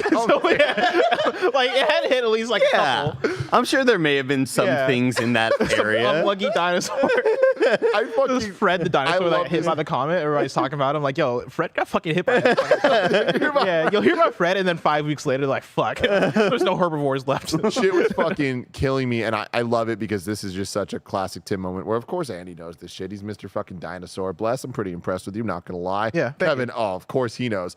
I looked at it, I've just never thought about it. You know what I mean? Did I think that the fucking asteroid like target locked everybody? No. But I definitely did not think it. See, I can imagine you thinking like maybe the graphic from Oppenheimer where they show like the possibility of a nuclear bomb going off or atomic bomb going off, and then like the whole world getting like engulfed by flames. I could understand how you would think that. Something like that. You Yeah. know what I mean? But like I had never thought about it past the point of it just kind of coming in and conking them. I would have parried it. Yeah. Wait, have you seen the clip of like somebody parrying an atomic bomb Fuck yeah. or nuclear bomb, whatever? That It's game looks fucking cool. awesome, whatever that is. And then from Bungie, the marathon, I guess, lead producer, the guy working on Marathon, retweeted that and was like, "This is the best video you'll ever see on the internet." And it's just like some cool sword-looking dude just parrying a nuke, and you just see like That's awesome. Yeah, it like it parts looks like the Red awesome. Sea. Yeah, it looks like a DBZ sort of thing. Anyway, welcome to your super chat with your super hosts, everybody. Leave your super chats, leave your resubscription messages. And I just want to get back to it. Some people are like, Andy's wrong about 2K. I'm not. I just dare you. 2K defenders. I dare you to just play 2K online, and you move like you're gonna get crossed over so bad. The whole time you're just constantly going the wrong way. It feels like garbage to play. But create your player. Maybe talk to Jamie Foxx or something. Whatever celebrities. Is J. Cole in that game? Like in the year that he was on the cover? Because J. Cole was like on the 2K22 cover, maybe. It was when his last album came. I don't know, but I highly recommend people go back and just YouTube. I've talked about this about 5 times now in my history here at KindaFunny. But just YouTube NBA players acting 2K. Oh, I've seen these clips. Those clips are so great. Terrible. The Eric Gordon just being like, "What you need to do, man, is not worry and sweat the small stuff." Like you could tell, like he's taking breaks in between. Like editors, we can cut these lines up a little bit. I saw a Twitter video yesterday that was a clip from like one of the 2000 era WWE games, like maybe SmackDown vs. Raw or something like that, like the early ones. And it was that same thing, but it was Kane and Chris Jericho acting, but like it was the in-game version of that. So it's just them reading lines. And it's just so funny because it's lines that these characters would never fucking say. Okay. But it was Kane holding up fucking these like little tiny panties and just being like, these are Trish Stratus's panties. And Chris Jericho's like, yeah, I'd like to see her in those. And Kane's like, I'd like to see her out of them. What? Yeah. What the fuck is happening? Kane's never horny. It's just all fucking very Kane does not weird. get horny. Oh yeah, horny Kane does not. I don't. Horn does not have. I do not wanna be Kane does not. Corn. Kane does not have sexual desires. Yeah, I'm just gonna say this absolutely right now. not. Dude, I remember like SmackDown versus Raw 2000, either 2007 or 2008. Playing through the story mode, there was just hella typos in the subtitles because like the subtitles were like required or whatever. So like I'm like reading as they're saying, I'm like, that's not what they said. And also they spelled this word wrong and like we're supposed to put like a comma in here. Let's read some messages from all y'all generous supporters over on YouTube, over on Twitch. Party McFly with a $5 super chat asks, are you guys fans of the freestyle rapper Harry Mack? He did a crazy collab with Loop Daddy Mark Ribble a while back. It's amazing. Legitimately, there is not enough hyperbole in the world to explain the talent of Harry Mack. It is a magic trick beyond magic tricks. I honestly feel he is one of the most talented human beings on this planet. Wow. I do not understand how he does what he does, but he freestyles in a way where we've all seen people, like whether it's artists we like or people that are specific freestyle guys that at a live show will just be like, give me a couple words and I'll freestyle about it. And then they kind of somehow get those words. Greg Miller eating a donut. He's gonna go nuts. He's gonna eat some coffee and fucking. Oh God. Oh, that's a Simpsons ass donut. That was distracting. Gary brought donuts, everybody. Oh, Gary brought Gun Dog. Don't forget his hit book Gun Dog's out next Like, week. doesn't this donut look like it should like replace an O? Yeah. Cartoon. KindaFunny.com/Gundog. Pre-order now. Pre-order now, everybody. Pre-order now. Cover art looks dope as shit. Well, one thing that Mike can do after he eats a donut is brush his teeth with the stupid fucking purple toothpaste that he bought off of TikTok. He did the Oh, did he actually He buy bought the high smile, whatever toothpaste, and Mike's like, my teeth look whiter. I got the purple. Can you just like do something to help yourself that's real? Why do you fall for these scams? The TikTok algorithm got me, Tim. I was hoping, like, anytime I've seen this ad, I'm like, I hope Mike never sees Tim, you want to this. try it? No. Just put it on one tooth. It's the biggest. Put it on one tooth. One tooth. They're so white. They were always They are white, pretty white. though. Like, here's, really? That's great. It's Yeah, working. it's working. It's not. Tim, I've used it twice. That means it's working. Tim, the Good stuff. fucking video. There have been so many people debugging this guy. He's holding a banana, and then he's like, "Notice the color yellow," but when you walk behind, and he walks behind like a big kind of like purple, I don't know, like thing. He walks behind the thing with the banana, and the banana turns white, and it loses the yellow. He's like, like whitening your teeth is simply color theory. crazy, and there's all these scientists being like, "No, that's not. This isn't real." Like. I say we all come together. We That put was our convincing. we put our fingers out.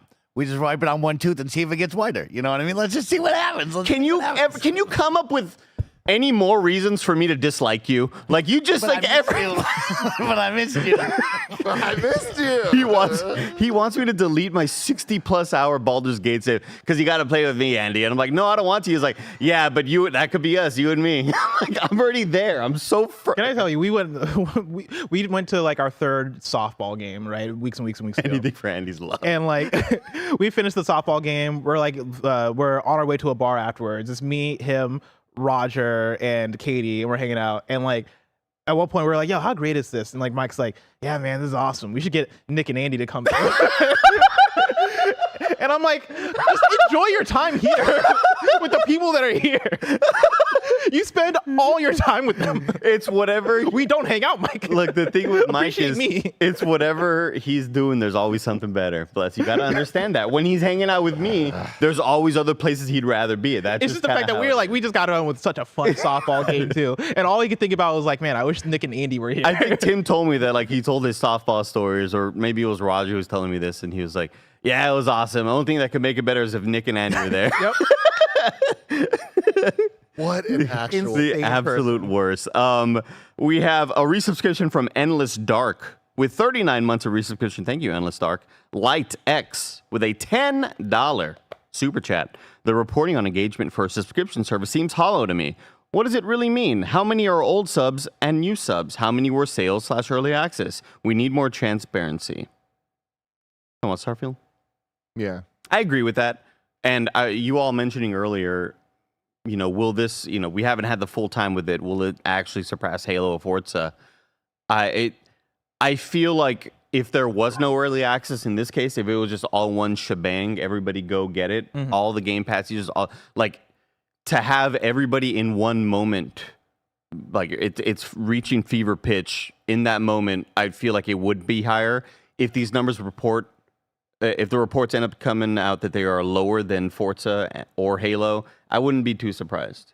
If they were just if they never exceeded it because of what early access did, because of all the people paying $100 to play a week early or whatever, that wouldn't surprise me too much. Because those numbers of just early access players was pretty staggering. Yeah. I need to find the Phil Spencer tweet because now I forgot about early access, and I want to know how that factors into the the launch numbers. Are those counted? We're counting the first 3 days plus? Do they roll the over? Week before? Yeah, do they roll over minutes? Are these rollover users? Yeah. I feel like I'm just most interested in seeing what it ends up being next week, despite all that stuff, because I still think it is going to. And I think that's just because there's the growing user base of Game Pass, and this being the biggest hit critically and in terms of what the game is. It's a Bethesda game coming out on Game Pass. We haven't seen this yet, so I feel like it's going to be huge. I'm just interested in what that means going forward for it all. And then in terms of the transparency and all that stuff, I mean, all that stuff would be nice, but that's not really necessary. Yeah, they're not talking about. They're not doing this for this. This isn't a quarter, end of quarter. We're gonna debrief you on all of our numbers and statistics and all that stuff. This is just them celebrating the numbers of Starfield, right? And the tweet is from Starfield. As of this morning, Starfield has already surpassed 6 million players, making the biggest Bethesda game launch of all time. So you assume that encompasses early access leading into around the first 3 days. It is a fascinating thing getting into first week numbers for a game that was already early access for a week. That I don't. If they want to do it, they can do it, right? They can frame it that way. But that is gonna have an asterisk next to it for me because that's a hard one to quantify, or it's a weird one to quantify. But yeah, I can see it getting there. I'm trying to think at the end of the first. By the time we get to let's say next Wednesday, right? Because this game came out a couple days ago. I gotta imagine, 15 million, just based on the conversation, based on based on the momentum that this game has, right? It feels like it's only going to go up from here, and I think it has to hit those Forza numbers at least. Man, you also see the ship I'm working on now. It's insane. Yeah. Oh my god. What's the name of it? Well, my first ship was Burning Star 5, and now that this one is kind of changing so radically, at one point DJ Kento was like, "It looks like a sword. You should name it Excalibur." And I was like, I like the concept there, but what I'm gonna do is I want to make it maybe all kind of tealish and light blue and call it the Moonlight for the Moonlight Greatsword in all of the From Software games. In every game they put a Moonlight Greatsword in it. Whether it's Armored Core or Dark Souls or Bloodborne, there's always a different iteration of it. Moonlight's just a dope Yeah. ship too. Yeah, fucking cool. It's looking awesome. The last night I spent so much time I on saw it. an article about how somebody is made a ship where they're not getting hit in ship battles because the ship is in the shape of an L. And somehow, because of that, they're just not getting hit. That's awesome. And I'm like, damn, I should do that. That's cool. McNux with a 59-month resubscription says, "Happy Friday, everybody. Happy Friday to you, McNux." Pep and Ched. That's a good name. Prime, 21 months. Nanosecond Gaming, 63 months. Says, "It's time for gamers. It's always our time, Nano." Dorifto, 35 months. P. Wendell, 30 months. We have Dan H. with a $3 super chat. Just said dingus. Thank Dingus. you. Niche. Or Knitch, thank you for your Prime Gaming for 24 months total. Hard to find. A 10-month member over on the YouTube side says, "Andy, I got Unsold off your recommendation. I'm a physical copy, baby, so I had to wait until today." Hard to find. I don't know if I've ever recommended Unsold. I know I've talked about it and in previews, but I thought he was saying that there was a game that that he was unsold on. Him on. No. A game called Unsold. There's a game called Unsold. I don't know if I've ever played. I talked about. Is it like an anti-Souls game? No, it's like a top-down kind of hyperlight drifter-ish, but like more medieval fantasy. Is it sold like SOLD or SOULD? SOULD. Oh, that's tough. SOULED. Oh, I was talking about. they got unsold. I see. Yeah. Okay. The game is called Unsold. I thought they were saying that like, hey, your recommendation you gave me, fuck that shit. Yeah. DaVinster with a $5 super chat says, "Hey all, Tim, I'm looking to get my audio setup updated. What's your receiver speaker setup? Would you like to get something quality for game, or I would like to get something quality for games and movies? I recommend like a JBL little. Yeah, no, little Bluetooth. my receiver's a Marantz, and which Marantz is just like the fancier Denon. But yeah, either of those are gonna be great. And then the speaker setup I have are the KEFs, KEF. Highly recommend them. They're beautiful. They sound fantastic, and they have a nice range from low that are still pretty damn good, and then you can go as high as you want. John Morantz. $5 super chat from SA. Is it Satwood or is it SAT Wood? Because SA is like capitalized. Hey Tim, have you seen the Santa Cruz Pokemon collab? Each deck is even packaged like the cards. It's pretty cool. No. Santa Cruz, is that a brand? Yeah. The whole city's like Santa Cruz is like a skate collabing. culture. Oh, okay, gotcha. Yeah, I know what you're talking about now. CJ Freddy with a $2 super chat says, "Where do y'all get good graphic T-shirts? The internet These days, yeah, it's or from algorithms, brands, man. Yeah, Like, maybe like a. I love buying a T-shirt or two from a PAX Blessing. If I mean, I haven't been there in like 6 years or whatever, but Let's go to PAX next year. When I go to a convention, I'm like, oh, I want to at least leave with something, you know? Yeah. Graphic tees that I buy every year, I like getting the whatever the AGDQ, Awesome Games Done Quick, or the Summer Games Done Quick. Their charity T-shirt is one that I'll always buy. They always have really awesome designs through the Yeti. Kev, can you bring up what I just sent you? SantaCruzSkateboards.com/Pokemon. This collection is upsettingly cool. Yeah. And the way they're doing it is fucked up, but it makes me want to do it even more. Scroll down. They have these decks, skate decks you can get with the Pokemon designs. Like that Pikachu, the black and white looking Pikachu, Yeah. that's sick as fuck. That's but super dope. Scroll down more. So you buy it, it's like a booster pack. It's blind of which one you get. And you get a random assorted one, and then they have gold ones Oh, that are rare. Damn. Scroll down even more. it's like a Yeah, golden shinies. ticket. Oh, dude. These are Look sick. at those. Oh, wow. Fuck. Sick, dude. That's so God damn. sick. Oh man. Yeah, everyone don't let me get these. Do not let me get these. I don't need these. What if you open I it up in need the store and you're like, I need to return this. I don't like this one. This is bad. Just get one. Just get one. Yeah. Put it up on the wall. Oh my That's the water. God. We got a $2 super chat from CJ Splitson. Says, when is Spider-Man 2? October 20th. October 20th. I have a tab open that's just Keith Urban. What? I'm like going through, I'm closing all my tabs. Tab of Keith Urban. And I got to a tab that's just Keith Urban that I forgot about. Sith Warlock, 52 months of resubscription with Prime. Thank you, Sith Warlock. Beneficial, 36 months. That's 3 years right there, big dog. Says, let's go, baby. Thank you, Beneficial. Game Over Ghosty with a $10 super chat. Almost named my son after you, Blessing. He was born last Tuesday. Oh. My girlfriend changed her mind last minute, shaking my head. Greg sucks. Let Tim host always. Andy for next Tony Stark. Miss Nick. I'm out. Mic drop. Game Over Ghosty, congrats on having a little baby. Yeah, congrats on the baby.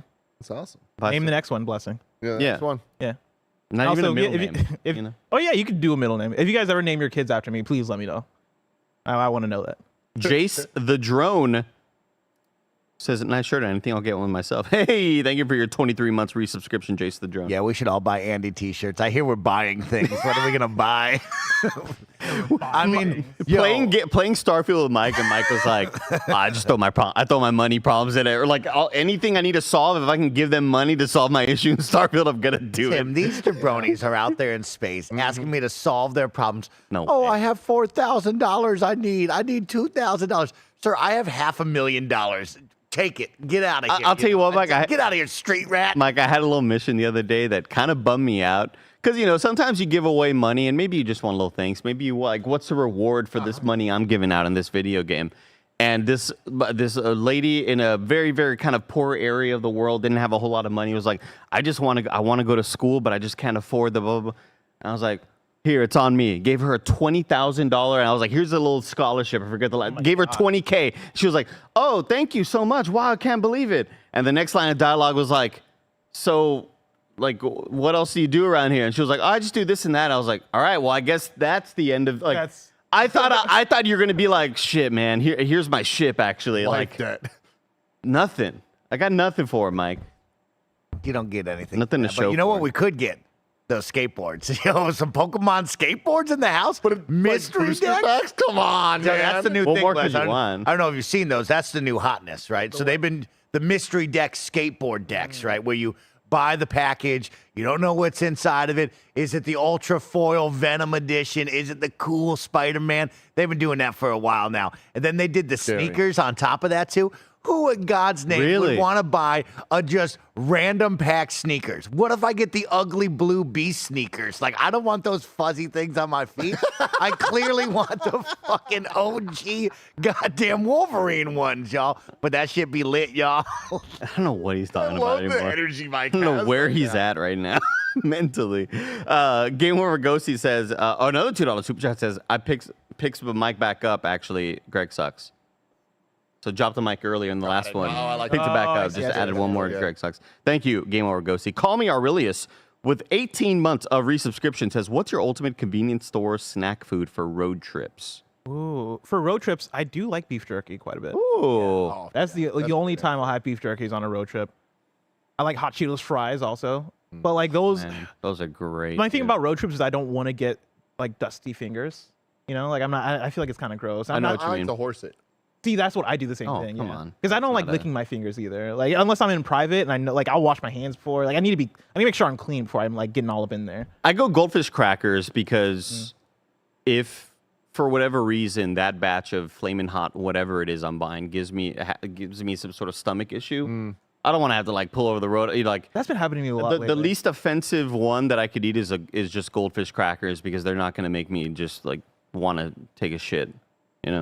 I'm not a big snacker, so even on road trips, I'm so pretty- jealous of you. I wish I wasn't but a like, snacker. I'm with you with the jerky. But if I'm like, there's something about road trips. We always talk about ginger ale on airplanes. There's something about road trips that I'm like, fuck it.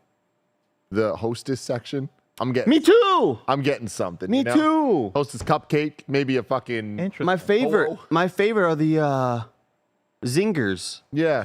The little long ones. Why are you laughing? I've never heard of a zinger. You never heard of zinger? No. That's like a 3-pack. They're like kind of like imagine a Twinkie but a little bit smaller, but they got kind of like the frosting that I prefer that cakes have. Oh. I like that kind of like Super soft.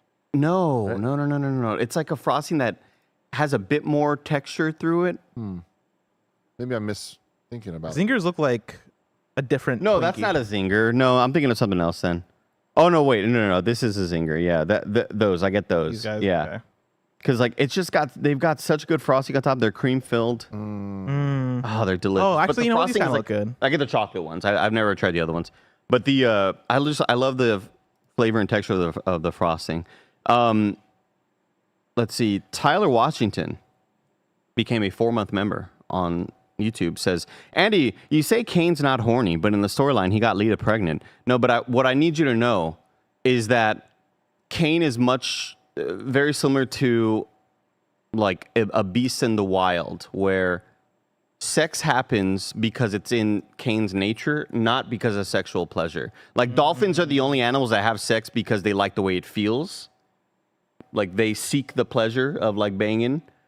A lot of other animals just bang because it's like their internal instincts are saying you need to reproduce. Like I need to go like bang it out or whatever. But Kane, while he's having sex, is not having fun. It's not a pleasurable time for him, He's not moaning in like, happiness. He's just doing the thing that his internal body is telling him to do. He doesn't even take the mask off. Doesn't. No, he doesn't. He has a mask down there too. Whoa. It's got the little slits. The tip of it. It's called a condom. One of those moments where I'm just gonna let Andy go. I'm just gonna let him It's go. called protection. TJ Perry with a $5 super chat. I was gonna say, Oh God. he has like a little thing like covering his balls, but one ball is left free, like his arms, his sleeves. TJ Perry, thank you. Mask is broken mask. Thank you for a $5 super chat. Says, Bless, have you played AC6's PvP yet? I have a phobia from soft games, but I cannot stop thinking about Armored Core 6. It plays great on Backbone 2. Hashtag yeah. PS Portal. Man, I wish I got more into the PvP. Like I wanted to play it, but then Starfield came in and like other games came in, and so I've not had the time to go back and just like sit and do PvP. And also like I think I've moved past that part of my life now with Armored Core 6, where now it's been enough weeks where I'm like, oh yeah, I don't know if I'm gonna pick it up again. Like I fucking love that game, obviously, and like you beat it. You beat it twice. I beat it twice. Yeah. You know, I played the PvP stuff that I did, and then I just moved on to other games, and it's hard for me to get my brain back into Armored Core mode because that is a difficult game. That is a game that you kind of have to like put yourself into, and so yeah, I don't know if Armored Core PvP is one that I'm gonna go back to. Don't feel but bad about it. I wish I had the time, because if it was any other year, I think I would. The thing I don't like about a lot of Souls style PvPs is that it's so like meta based. Yeah. You have to know the things Like, what to are the use. good If you're going weapons? into a battle without the top 4 things that people use, you're fucked. And I just like, Yeah. I don't love adhering to that. I wish like everybody had a chance, you know what I mean? Regardless of what your setup was. Portland Kevin with a $2 super chat says, any KF crew planning to come to the PDX meetup? Don't you know what PDX is? What's that? I'm at PDX. Phoenix is Phoenix and Dallas. Cross. Experience. They mean the middle. They mean the middle.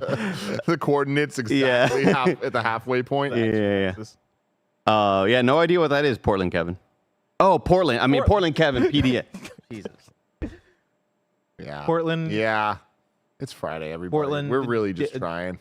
Damn nerd. Oh, the Portland thing. It's the Portland. the Manitoba, or I think that's what it was. Manitoba? The thing that That's Greg somewhere in like went Russia, on. right? This is where I go to Google. Oh, the funny word. Yeah. Which is what a lot of Greg's things can boil down to is like, oh, the funny word he laughed about. Yeah, exactly. That we're not joking about it Multnomah? anymore. Multnomah, yeah, there it Yes, is. Yeah. So there will be a meetup there. Candy cane. I'll be there. Oh yeah. Oh, we have it in like somebody wrote into the thing, and I put it. We can go in see Squad Up. Khalif. Yeah. Oh, the Portland Kevin. I see. Yeah. Portland Kevin wrote into Squad Up and said, "What's up, guys? This is a quick reminder that I've scheduled a Portland KFBF meetup on Saturday, September 30th, from 2 to 4 p.m. at the Lucky Lab Public House at 7675 Southwest Capitol Highway. To any KFBFs in the area, come hang out, get a drink or some pizza, and meet some fellow best friends. I'll also be giving away a handful of digital codes for various Marvel MCU movies that I have lying around. Look for the guy in the KindaFunny shirt and N7 hat. Come over and say beyond. I almost read Lucky Lab Public House is Lucky Lab Pubic House, and I was able to stop myself. Proud of you. Proud of you. Thank you. Candy Cane with 21 months of resubscription. Thank you, Candy Cane. Blanket Fort, 78 months, says, love you guys. Love you, Blanket Fort. Thanks for your 78 months using Prime. Zaxxon Galaxian, 100 biddies. The game where you parry a nuke is called VA Proxy. It describes itself as an open-world action game with fast-paced combat like Nier and DMC. Hopefully it delivers. It looks really flashy and cool. Yeah.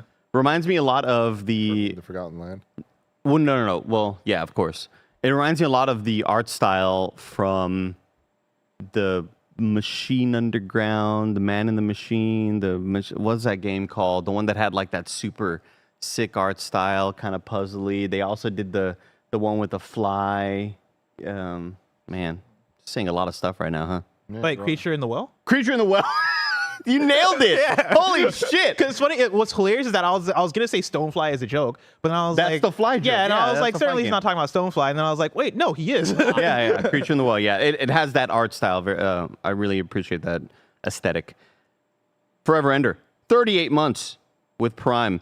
Says, Andy, have you ever seen that Watch Mojo video of all your favorite British actors doing the worst American accents known to man? Never. I didn't think that was possible. I thought they're all just really good at American Really good. accents. OC Fishy with 14 months of Tier 1. Rooster, 596, $2 super chat says, switch to DLSS, Call of Duty, Elden Ring? Man, give it to us. Hell yeah. Put DLSS on there, please. Justin McFarlane with a $20 super Hey, chat. Thank you, you. Justin. Just picked up a Samsung super ultra wide monitor. Have any of y'all messed with ultra wide monitors for gaming? And if so, what have been your favorite games? Every once in a while, Tim gave me his like an older Samsung ultra wide that he wasn't using anymore for my home setup. And I usually use my Samsung for gaming. Did I? Yeah. You had like a Dell. It was the Dell. It's Yeah. not a Samsung. Oh, I just meant ultra wide in general. Yeah. My main gaming monitor is my Samsung G7 Odyssey. That's the one that's like 240 hertz. It's awesome. But the left one, every once in a while, I'll just like, let me just drag a game over there to see how it looks in ultra wide. But that's about the extent that I mess around with ultra wide. I love playing games on ultra wide. Like that's how I played Cyberpunk 2077 back in the day. And like I think that was probably my first experience with it. And I thought it was really cool. And then lately I've been on my PC games kick, and so Baldur's Gate 3 and not Cyberpunk, Starfield, both I've been playing ultra wide, and I like it a lot. So that's ultra wide. So both of them are talking about just normal ultra wide, but the Samsung ones we're talking about are super ultra wide. Congratulations on getting one. You had the Samsung Odyssey G7, which is just a normal resolution, 1440p, 240 hertz. But the G9 is 32 by 9. And there's 3 different versions out. There's a normal one, the Neo, which is mini LED, and then there's the new OLED versions. I have, in different situations, tried all 3 of them. I freaking love them. They're like the main monitor that I use for everything. Gaming on it, the only word I can use to describe is overwhelming. I feel like it really needs to be something that like you want to do for it to work great. God damn, this is This is what I deal with on a daily basis. Like, this is the type of this is... Like, ready for it? Sure. Look at my tooth. Look at my tooth. Got a little bit on your bottom lip too. That's all I can see. Did it get whiter? No, not yet. Can we predict what the next fad is going to be? What's it going to be next week? Is it going to be yo-yos? What is he doing? He's gonna get poisoned. He's at rubbing some this point. purple toothpaste on your teeth because apparently color theory, the color purple cancels out yellow, so it makes your teeth white. He's gonna like The front 4 teeth of his face definitely look a lot whiter. Well, now they look really purple. he's gonna show up next week with a rare disease. But also like, oh, I'm super into supercars now. I build supercars. That's what I'm into. I stole all my magic cards so I can buy these super cards. I'm into Yu-Gi-Oh now. Yeah. I hope, man. If Mike got into Yu-Gi-Oh, I get into Yu-Gi-Oh. Don't let him hear that though. Let's get do not through have the these time. last ones very, very quickly. Let's rattle these off. Wasted Band with 77 months says any weekend plans. A lot of video games. A lot of redacted. Blessing. Yeah. How about you, Timothy? I wish I had some redacteds. There's some redacteds I'm waiting for that I'm like, where are you? Yeah. Where are my redacteds? But there's a housewarming party that I'm going to this weekend. Not sure if I can say whose it is. I'm not going to, but I'm excited for it. That'll be fun. Having plans is weird. Darth Ark, 37 months says Andy should replace Tom Hardy in the new Bikers movie. What the hell is Bikers? Soggy Goldfish, 39 months with Prime. Casey Curran, $5 super chat says Kane out still dated a young woman named Katie Vick as a young man. Simon M, 53 months, tier 1 resubscription. Thank you, Simon M. Thank you, Casey Curran, for your confusing $5 super chat. Michael Costa, 100 biddy says, y'all are creating great discussions, tips, streams, and overall coverage for Starfield. Thank you. Thank you. Bless Hell you. yeah. Doing it. Yeah. And the final resubscription for now, because again, we're going to be going to the lab to play some Starfield, Gary Whitta and Greg Miller, and Mike might be there as well. Astros Fan Forever with a 41-month resubscription at tier 1. Thank you so much for watching this post show. We hope you have a fantastic weekend. Stay tuned though. Let's play some Starfield. We'll see you all soon. Are we going? Oh, you're saying it. What's up, everybody?